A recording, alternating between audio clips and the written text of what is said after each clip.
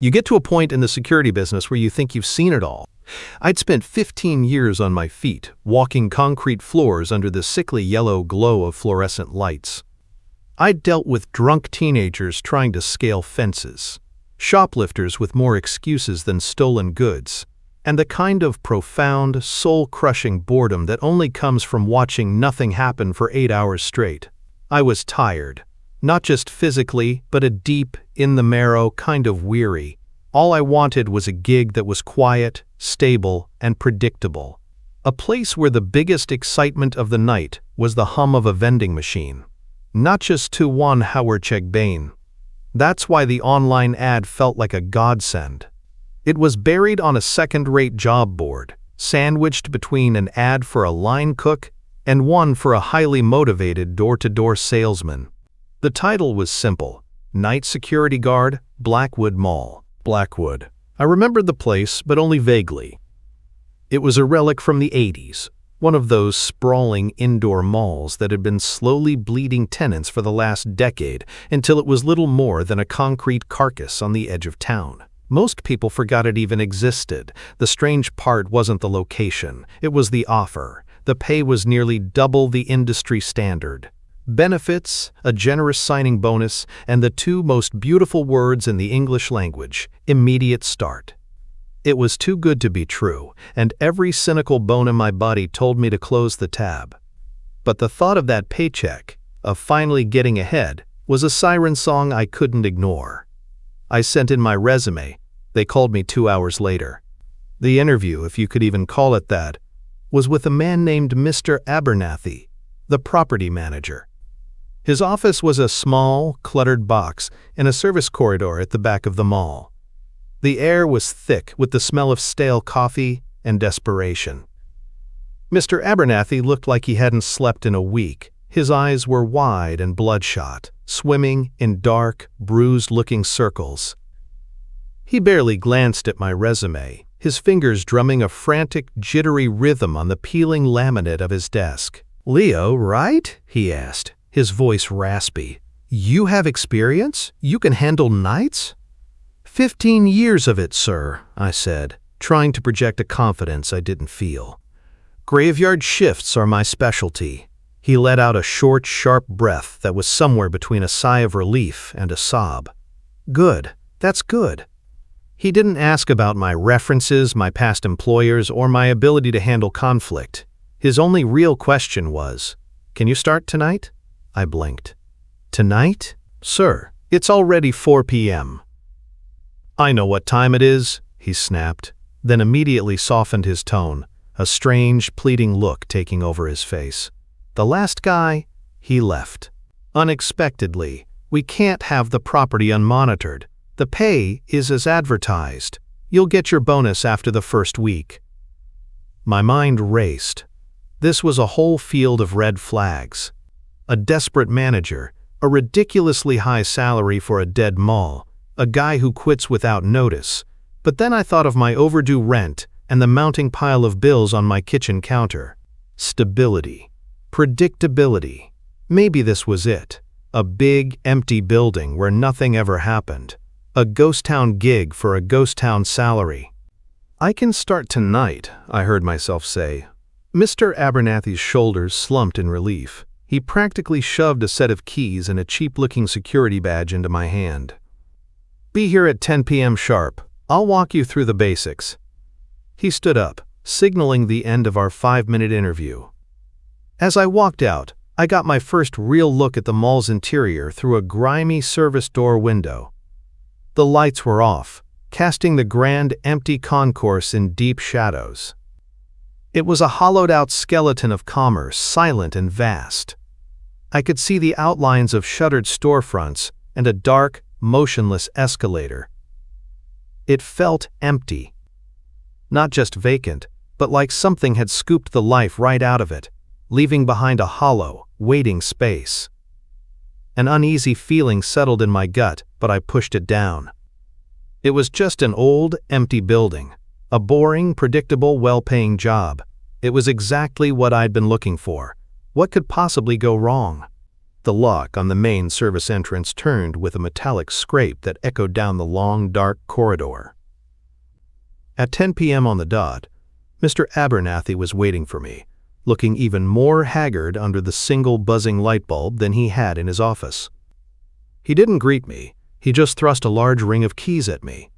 Main entrances, service corridors, security office, electrical, he recited, tapping a few of the keys as he spoke. Your main post is the office in the central rotunda. It has monitors for the main thoroughfares. His tour was less of a tour and more of a forced march. He walked at a clipped pace, his shoes squeaking nervously on the polished floors, his flashlight beam darting around as if he expected something to jump out of the shadows. The mall was cavernous in the dark, a mausoleum of dead brands and forgotten trends. The air was cold and still, carrying a faint, cloying scent of stale popcorn and disinfectant. The most important thing is presence, he said, his voice a low, urgent whisper. Just walk your patrols. An hour on, an hour off. Check the main gates. Check the service doors. Easy. He stopped abruptly in front of the darkened, desolate children's play area, a sad collection of faded plastic tubes and a grimy ball pit. Keep an eye on this area, he said, his voice dropping even lower. The motion sensors in here are a little sensitive. They go off sometimes. Don't go inside after midnight. Just log it and ignore it. Before I could ask why, he was already moving again, pointing his light at the grand escalator in the center of the rotunda. It was powered down, a silent metal spine connecting the two floors. That thing's been deactivated for years. If you hear it start up, don't worry. It's just an electrical short. Stay off it and call maintenance in the morning. Got it? Got it, I said, though a cold knot was tightening in my stomach. Faulty sensors and electrical shorts. Plausible excuses, sure, but the way he said it felt less like a briefing and more like a warning. He led me to the security office, a small glass fishbowl overlooking the rotunda, and quickly demonstrated the monitor controls. Then, without another word, he practically fled, leaving me with a curt, "Lock the main entrance behind me. Don't open it for anyone until my shift replacement arrives at 6 a.m. The heavy glass door clicked shut behind him, and the sound of his hurried footsteps faded, leaving me completely and utterly alone. The silence that flooded the space was immense. It was a physical presence, pressing in on me from all sides. My first patrol was deeply unnerving. My own footsteps were the only sound, echoing off the high ceilings and making me feel like an intruder in a giant's tomb. The light from my flashlight cut a lonely path through the oppressive darkness, catching the dead-eyed stares of mannequins in shuttered clothing stores and glinting off the dusty glass of the abandoned food court. This wasn't the peaceful quiet I had craved. It was a heavy, watchful quiet. It was just after midnight when I was startled by a soft squeak behind me. I spun around, my heart hammering against my ribs, my hand instinctively going to the heavy maglite on my belt. Standing about 20 feet away was an old man, thin and stooped, leaning on a janitor's cart. He had a gaunt, tired face etched with 1,000 wrinkles, but his eyes were sharp and alert. "Didn't mean to spook you," he said, his voice a dry rasp. "Just mopping up a spill." I let out a breath I didn't realize I'd been holding. "You must be the night shift janitor." "Silas," he said, nodding slowly. He pushed his cart a little closer, the wheels squeaking a mournful rhythm. He looked me up and down, a flicker of something, pity, maybe, in his eyes. "You're the new guy. Leo, started tonight," he grunted. "Abernathy give you the rundown?" "The basics," I said. "Patrols, faulty sensors, the usual." Silas let out a dry, humorless chuckle. "He didn't give you the real instructions, did he? He never does." He reached into the pocket of his worn, gray coveralls and pulled out a piece of paper. It was crumpled and soft from being folded and unfolded countless times. He held it out to me. "Abernathy tells you how to keep the insurance company happy. This," he said, shaking the paper slightly, is how you make it to sunrise." I hesitated, then took the paper from his outstretched hand. It felt strangely warm. "It's a prank, right? Hazing the new guy?" I asked, trying to sound dismissive. Silas's face was grim. There was no trace of a joke in his expression. "This place has rules, son. Not Abernathy's rules. Its own. You follow them, you walk out of here in the morning. You don't, well, the last guy didn't." He gave me one last, long look, then turned and pushed his cart away, its squeaking wheels disappearing into the shadows of a long corridor, leaving me alone once more. The silence of the mall rushed back in, heavier than before, and in my hand, the crumpled paper felt as heavy as a tombstone. Back in the relative safety of my glass and steel fishbowl, I unfolded the crumpled piece of paper under the dim glow of the desk lamp. The words were written in a spidery, frantic scrawl, the ink bleeding slightly as if the writer's hand had been shaking. It felt less like a set of instructions and more like a desperate last will and testament. This ban. I smoothed it out on the desk and began to read. The first rule warned me not to go into the children's play zone after midnight, no matter what I might hear.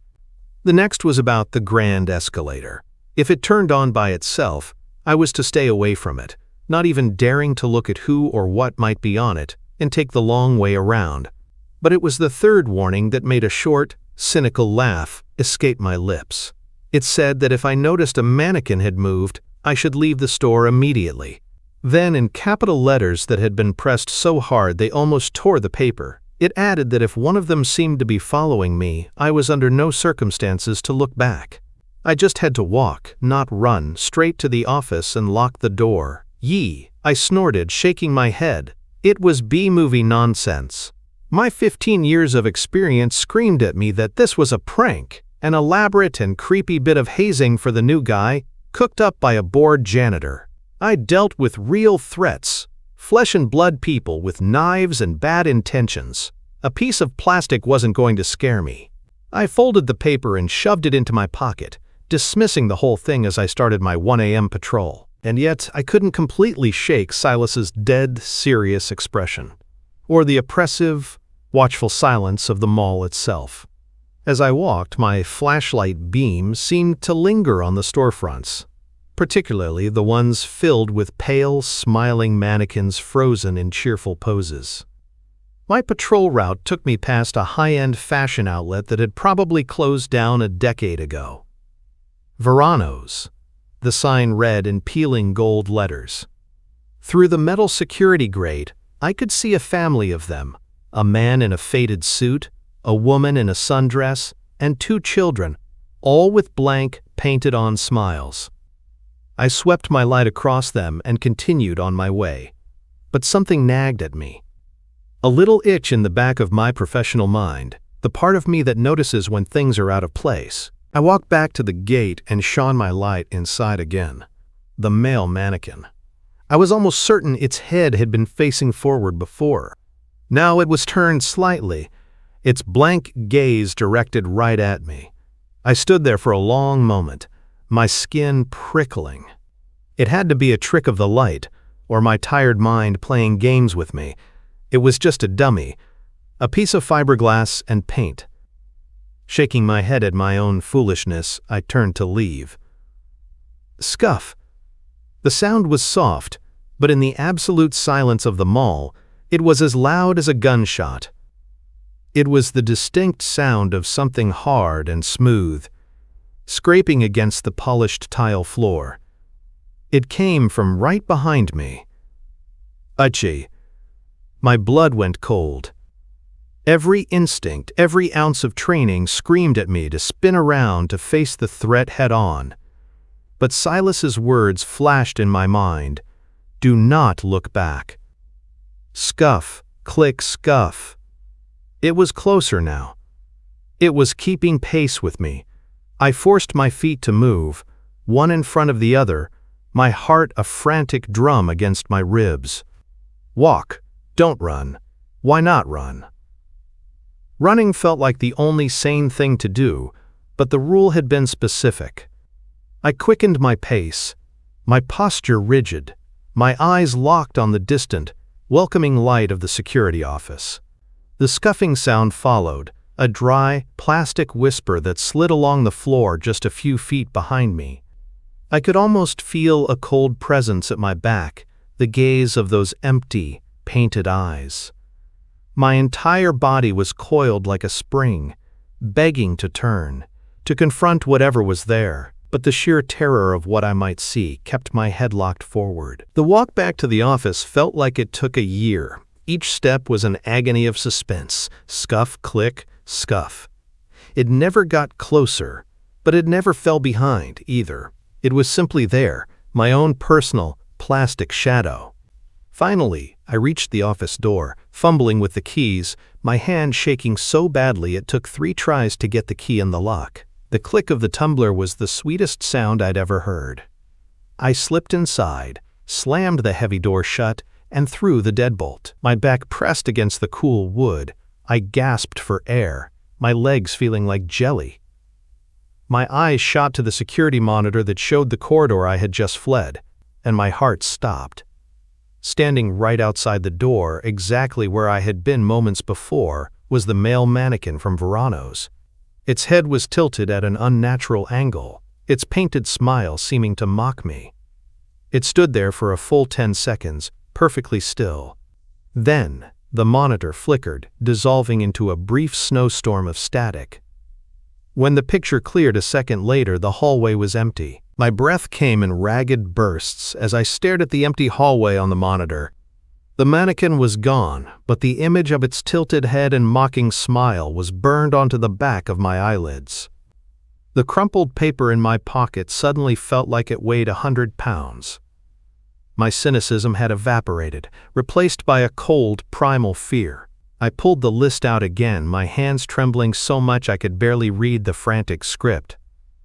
This wasn't a prank, this was a survival guide.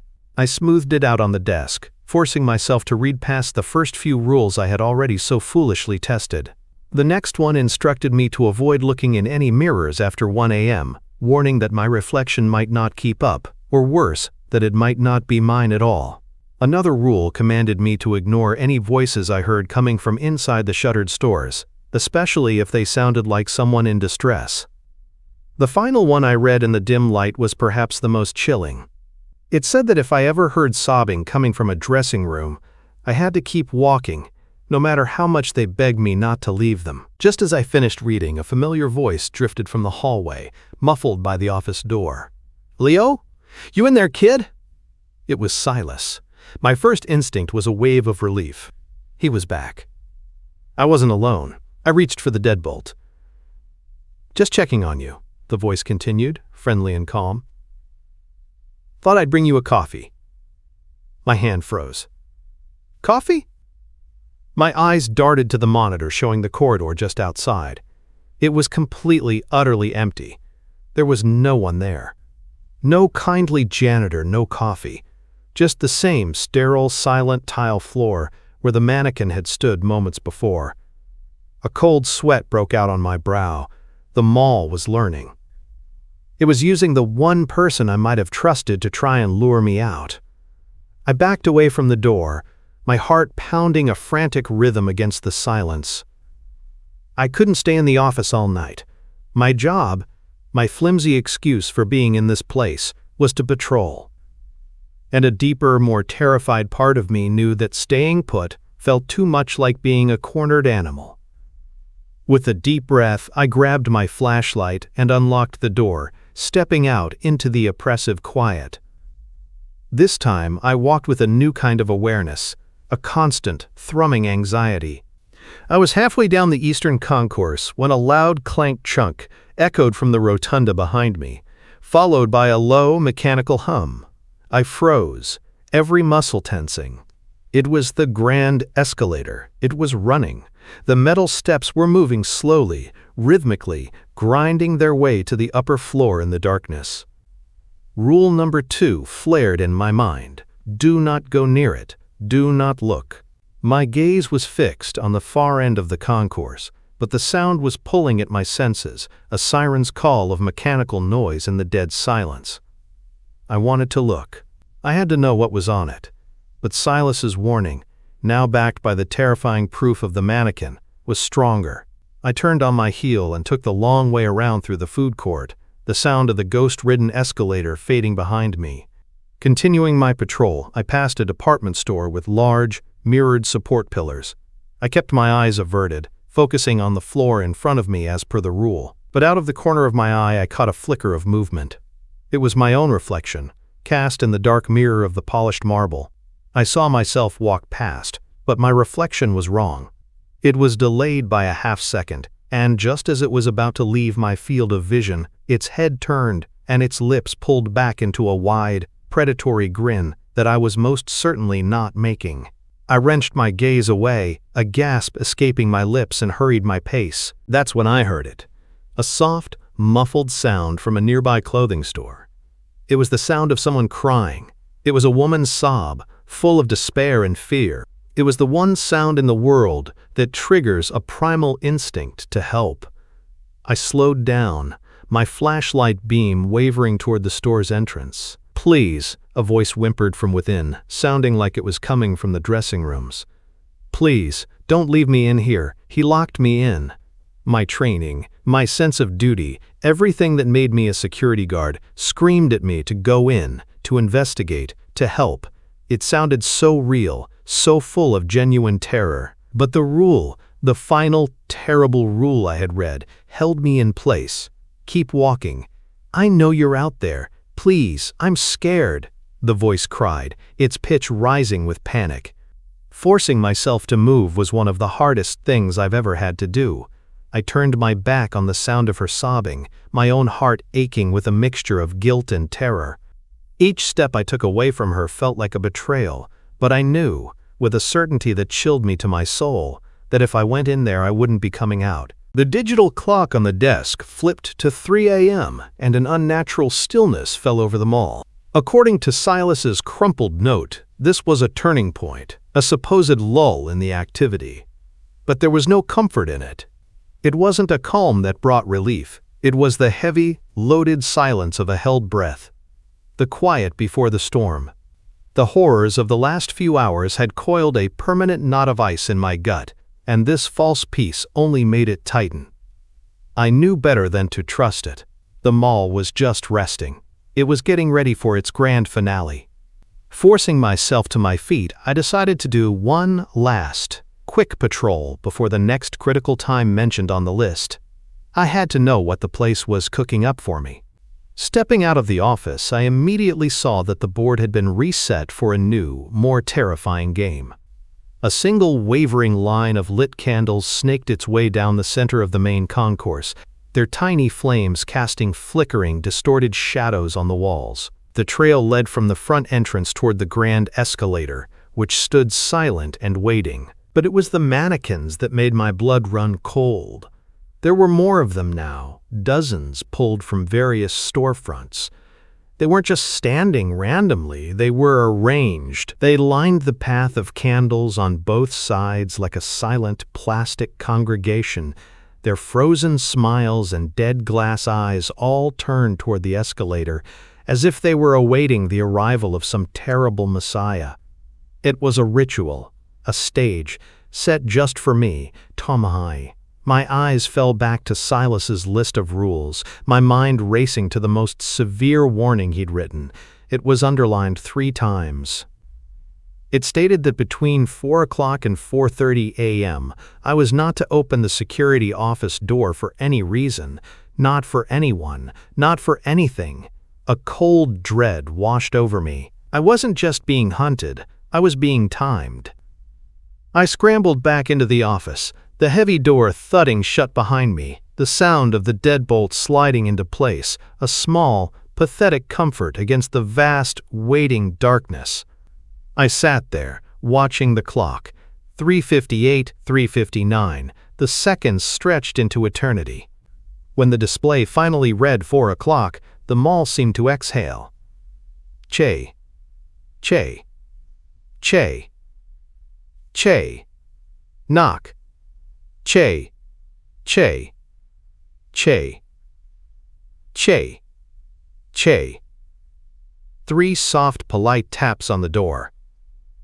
My heart leaped into my throat. "Leo, it's me, Silas. Let me in, kid. Quick." The voice was perfect. It wasn't the hollow mimicry I'd heard earlier. This had Silas's weariness, his rasp, the faint wheeze in his breath. It was flawless. A part of my mind, the foolish, hopeful part, screamed that maybe he was in trouble, that he needed my help, but the rules and the sight of that candlelit procession held me fast. "Leo, please," the voice pleaded, urgency creeping in. "One of them is out here, the tall one. It saw me. You gotta let me in." My hand twitched toward the monitor, my finger hovering over the button to activate the camera feed for the hallway. With a shaking breath, I pressed it. The screen flickered to life. There he was. Silas. He stood right outside the door, his back to the camera, his shoulders hunched in fear. He looked exactly as he should. For a dizzying second, I thought I'd made a terrible mistake. Then, he slowly turned around. It was Silas's face, but the proportions were all wrong. His limbs seemed to stretch, elongating like cooling wax, his joints bending at impossible angles. And his smile. God, his smile. It started at the corners of his mouth, but it didn't stop. It just kept going. A wide, black crescent that split his face nearly in two, filled with far too many teeth. It wasn't Silas. It was something wearing him like a cheap, poorly fitting suit. It raised one long, spindly arm and pointed directly at the camera, directly at me. The grotesque smile widened, and then it lunged. There was a thunderous bang as the creature slammed its body against my door, shaking the entire office. I heard the sickening crack of splintering wood and the shriek of tortured metal as the handle rattled violently. Another bang, even louder this time, shook the monitor on the desk. The image of that horrific, smiling face fizzled, dissolved, and died, plunging the screen into a hissing sea of static. I was blind, trapped, with nothing but the sound of the thing trying to break my door down. The silence that followed the creature's assault was somehow more terrifying than the noise had been. I sat paralyzed in my chair, staring at the static-filled monitor, my ears ringing. My office door was a wreck, the wood around the lock splintered and cracked, the handle bent at a grotesque angle. For the next hour and a half, I didn't move. I just listened to the oppressive, empty silence of the mall, every nerve in my body screaming that the quiet was a lie. Then, slowly, a pale, milky gray light began to filter through the high skylights of the rotunda. Dawn. I had never been so grateful to see the sun in my life. The light seemed to push the shadows back, making the vast space feel slightly less malevolent, like a predator retreating to its lair. My shift wasn't over yet, but I knew I had to do one last patrol. I had to see the aftermath. I had to prove to myself that I had survived. Unlocking the mangled door, I stepped out into the concourse. The long line of candles had burned down to sad, waxy puddles on the tile. The mannequins were still there, a silent, unmoving congregation. But in the growing light, they seemed less like a welcoming party and more like a crowd of mourners at a funeral that hadn't happened yet. As I made my final, cautious round, the familiar, dreaded sound started up again. Clank-chunk, the escalator. It was running. This time, I couldn't resist. I was near the end. The sun was rising. I had to know. From the cover of a large planter, I risked a single, fleeting glance. The moving steps were carrying a passenger down. It was a figure, tall and impossibly thin, so dark it seemed to suck the new morning light into itself. It wasn't a person, but a void in the shape of one, a sliver of pure night riding the mechanical stairs. It didn't turn its head. It didn't seem to have one. It simply descended, and I felt a coldness so profound it had nothing to do with the temperature. I tore my eyes away, my heart hammering, and hurried back toward the office. I had just locked myself back inside when a voice called out from the hallway. "Leo, open up! It's Abernathy. Shift's over." I glanced at my watch. 5:52 a.m. It was too early. The rules, the timing, the precision of it all had been my only anchor. This was one last test. I stayed silent, my hand resting on the crumpled paper in my pocket. The voice outside grew impatient. "Open the damn door, son! I don't have all day!" It was a perfect imitation of Abernathy's reedy, stressed-out tone. When I still didn't move, the pretense of civility vanished. A thunderous slam struck the door, far more powerful than a man like Abernathy could ever manage. The entire frame shook violently. Then, as quickly as it started, there was silence. The clock ticked over to 5:59. Through the glass, I saw movement by the central fountain. It was Silas, the real Silas, quietly pushing his mop. His shoulders stooped with a weariness that looked ancient. He looked up, saw me, and gave a slow, deliberate nod. I took a deep breath and went out to meet him. Koroe. He didn't offer any pleasantries. His face was a grim mask of pity. "You made it," he rasped, stating a fact that felt like a miracle. He reached into his coveralls and pulled out a plain sealed white envelope. He pressed it into my hand. "What is this?" I asked, my voice hoarse. "A parting gift," he said, his eyes glancing around the mall as if the walls themselves were listening. "The ones who don't follow the rules, they don't get to leave. They get new jobs. They become part of the Nightshift, permanently." He gestured vaguely toward the silent escalator. "Don't be the next one." Just then, the sound of a key turning in the main entrance lock echoed through the hall. At 6 a.m. sharp, the real Mr. Abernathy stepped inside. His eyes swept over the scene, the wax puddles, the splintered office door, the haunted look on my face, and he didn't even flinch. He just looked infinitely, cosmically tired. "Shift's over, Leo," he said, his voice flat. He didn't ask about the damage. He didn't have to. As I walked past him, toward the exit, my legs unsteady, he put a hand on my shoulder. "Whatever he gave you," he murmured, nodding toward where Silas was now retreating into the shadows. "Don't open it until you're far away from here. You understand? Get in your car and drive." I nodded numbly and pushed through the doors, stumbling out into the cool, clean morning air. The world outside the mall felt alien and blindingly bright. I got into my car, the sealed envelope a heavy, ominous weight in my hand, and drove without looking back. I must have driven for an hour, the sun climbing higher in the sky, the horrors of the Crestwood Mall receding in my rearview mirror like a bad dream. I didn't stop until I was in the next county over. I pulled into the parking lot of a brightly lit, bustling diner that smelled of frying bacon and fresh coffee, the most normal, wonderful smell I could imagine. Sitting in a booth, the white envelope felt like a contraband item on the table, a piece of the mall's darkness I had smuggled out into the sane world.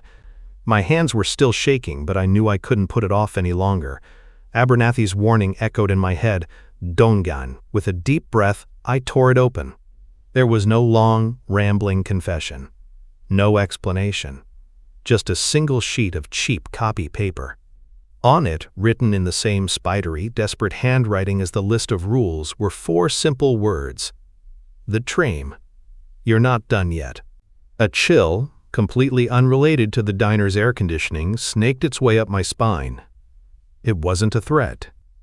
It felt like a statement of fact. A contractual obligation I hadn't known I'd signed. I left my coffee untouched, paid my bill, and went home, a profound sense of dread settling over me. I tried to tell myself it was just one last scare, Silas's final, twisted prank, but I knew better. My apartment, once my sanctuary, felt different. I couldn't put my finger on it at first. I just felt watched. I chalked it up to exhaustion and trauma, took a long, hot shower, and tried to wash the night away. It wasn't until I was getting ready for bed that I noticed the first anomaly. The analog clock on my nightstand read 2:17. That was impossible. It was nearly 9 a.m. As I stared at it, confused, the second hand didn't tick forward, it ticked back. 1 second. 2. 3. I snatched the clock, my heart pounding, and threw it into the trash. Later that night, as I lay in bed trying and failing to sleep, I heard it. A sound that made every hair on my body stand on end. Yalak. Yalak. Knock. Yalak. 3 distinct, deliberate knocks on my apartment door. The signature. I knew without looking that there would be no one there. I lay frozen in my bed, staring at the door, expecting the handle to rattle, for the wood to splinter. But there was only silence. The message was clear. I am here. I can get to you. The final proof came the next morning. I was in the bathroom, splashing cold water on my face, when I looked in the mirror. My reflection stared back, as it always did, but as I turned to grab a towel, the face in the mirror remained, its eyes locked on mine for a full second before it mimicked my movement. It was delayed. It was wrong. Just like the rule had warned, I couldn't live like this. I had to understand what was happening, what I had stumbled into. My mind went back to Silas, the man who had tried to save me. Who was he? Firing up my laptop, I started digging. My search terms were morbid and simple. Crestwood Mall accident. Death at Crestwood Mall. It took less than 5 minutes. I found a small, archived article from a local news site, dated almost 10 years ago. The headline read, "Freak Accident Claims Life of Mall Maintenance Worker." My blood ran cold as I read the text. A longtime employee had been performing after-hours maintenance on the grand escalator when it unexpectedly activated, crushing him. The article ended with a grainy black and white photo of the victim, a formal employee headshot. My breath hitched in my throat. I was looking at the tired, kind, wrinkled face of Silas. He had been a ghost all along. A warning from the other side. As this horrifying realization sank in, I heard a soft whisper of paper from the front of my apartment. I crept out of my bedroom to find a plain white envelope had been slipped under my door. My name, Leo, was written on the front. With trembling hands, I opened it. Inside was another list of rules. But these weren't for the mall. They were for my apartment. Rule 1. If the clock runs backward, do not sleep in your bed. Rule 2. Never answer 3 knocks. The list went on. The game wasn't over. The danger hadn't stayed behind locked doors. It had followed me home, clinging to me like a parasite. I hadn't escaped the Crestwood Mall at all. I had just been assigned to a new, more personal territory. My apartment was no longer a sanctuary. It was just a smaller, more intimate branch of the Crestwood Mall. My life, which I had fought so desperately to reclaim, was now governed by a new, terrifying set of rules. I taped newspaper over the bathroom mirror. I unplugged every clock in the house, relying only on my phone for the time. And when those 3 deliberate knocks came at my door each night, I would simply lie in my bed, rigid and silent, until the presence outside gave up and retreated. I was living in a cage of my own making, and the crushing loneliness of it was almost as bad as the fear. Desperation breeds strange actions. I spent days scouring the internet, diving into old security guard forums and forgotten job boards. I was looking for a ghost, anyone who had worked at Crestwood and made it out. Finally, I found it. A single cryptic post from 4 years ago. A user named Dante_77 had written, "Anyone ever take the night guard gig at the Crestwood Mall? Quit after 1 shift. Don't go near that place." The post had no replies. It took me another 2 days of obsessive digging to cross-reference the username with other social media, finally finding a phone number. I called it, fully expecting it to be disconnected. But on the 3rd ring, a man answered, his voice a gravelly, exhausted sigh. "Yeah? Is this Dante?" I asked, my own voice trembling slightly. There was a long pause. "Who's asking?" "My name is Leo. I just worked a shift at the Crestwood Mall." The silence on the other end of the line was heavy and profound. I could hear him take a long, slow drag from a cigarette. When he finally spoke, his voice was laced with a weary resignation that chilled me to the bone. "So it got another one," he rasped. "You opened the envelope, didn't you? How did you know? Because you're the first person to call me about this in 4 years, he said, his voice devoid of any hope. And because the only ones who look for answers are the ones it has already followed home. Listen to me, Leo, you got it all wrong. It's not a haunting, it's a recruitment drive. What are you talking about? I demanded, my mind reeling. The mall, the thing in it. It doesn't want you dead, Dante explained, his voice a low, conspiratorial whisper. That's too simple, too quick. It wants you to work for it. It wants you to become part of the place. Like Silas. He was just a guard who broke a rule one too many times. Now he's the welcome wagon for new hires. The mall doesn't want you dead, Leo. It wants you on the payroll. Permanently.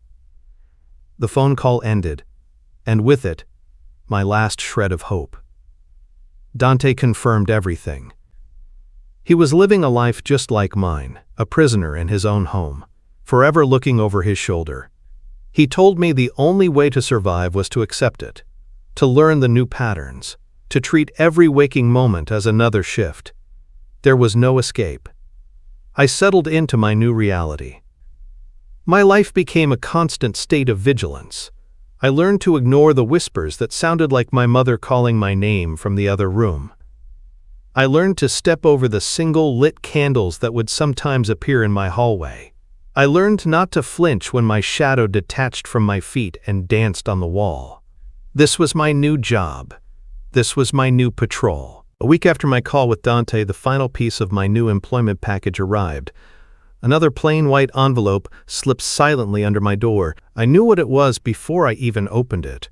Inside, nestled in a piece of folded cardboard, was a brand new security badge. It had my picture on it, a photo I had no memory of taking, and underneath the words, Crestwood Mall Security. I don't fight it anymore. I keep the badge on my dresser, next to the crumpled list of rules that started it all. I keep them as a reminder of my duties. I haven't escaped. I've just been reassigned to a new territory, one with no walls, no exits, and no 6 a.m. relief. And sometimes, in the dead of night, when the silence is just right, I can still hear it. The faint, distant, mechanical hum of an escalator grinding its way through the darkness. And I know with a cold, hollow certainty that I am still on the clock.